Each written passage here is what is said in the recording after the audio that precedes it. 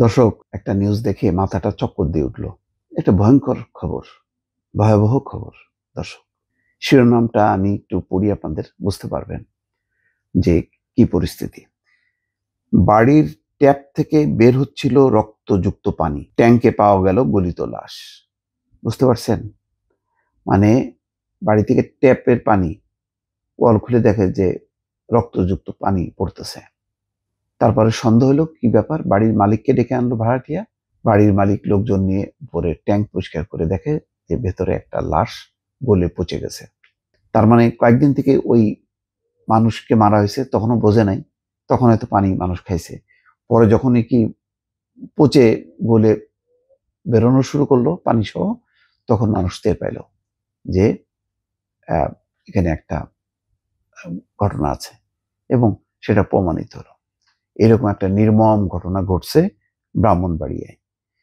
ব্রাহ্মণবাড়িয়ায় পানির ট্যাঙ্ক থেকে তালেব মিয়া নামের একজন মানসিক প্রতিবন্ধী যুবকের লাশ উদ্ধার করেছে পুলিশ। মঙ্গলবার বিকেলে শহরের কলেজ পাড়ায় ধন মিয়ার বাড়ির পানির ট্যাঙ্ক থেকে লাশটি উদ্ধার করা হয়। নিহত তালেব জেলা শহরের কান্দিপাড়ার মাইলহাটির মৃত রাজা মিয়ার ছেলে। গত রোববার সন্ধ্যার পর থেকে তিনি নিখোঁজ ছিলেন। কলেজ পাড়ায় ধন মিয়ার একতলার বাড়ির ছাদে পানির ট্যাঙ্ক আছে। পুলিশ ও স্থানীয় সূত্র বলছে, গতকাল বিকেলে বাড়ির এক ভাড়াটে ট্যাপ থেকে রক্তসহ দুর্গন্ধযুক্ত পানি বের হতে দেখেন। তিনি বিষয়টি বাড়ির মালিককে জানান। পরে এলাকার কয়েকজনকে নিয়ে তারা পানির ট্যাঙ্কের ঢাকনা খুলে ভেতরে অর্ধগলিত লাশ দেখতে পান। খবর পেয়ে পুলিশ পানির ট্যাঙ্ক কেটে ভেতর থেকে লাশ উদ্ধার করে। চিন্তাই করা যায় না দর্শক, কি নির্মম ঘটনা।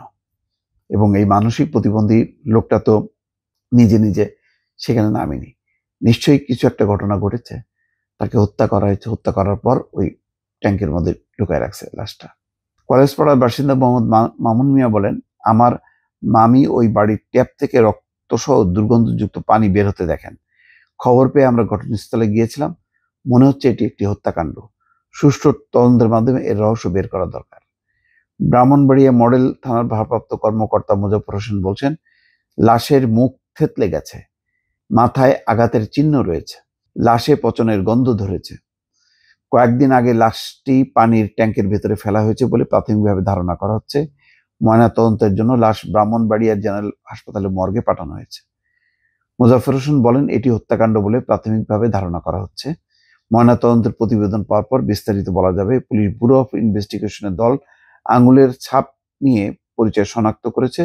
প্রথম রমজানের ইফতারের পর থেকে তালেব নিখোঁজ ছিলেন। হায় রে তালেব, কার যে সন্তান, কি অবস্থা দর্শক, চিন্তা করছেন? মানসিক প্রতিবন্ধী একজন, সেও রক্ষা পাচ্ছে না হত্যাকাণ্ড থেকে। এই সমাজ কিভাবে টিকবে, কিভাবে বাঁচবে মানুষ? এইরকম পৈশাচিক মর্মান্তিক ঘটনা প্রতিনিয়ত ঘটে চলেছে দর্শক। ভালো থাকবেন, আল্লাহর কাছে দোয়া করবেন।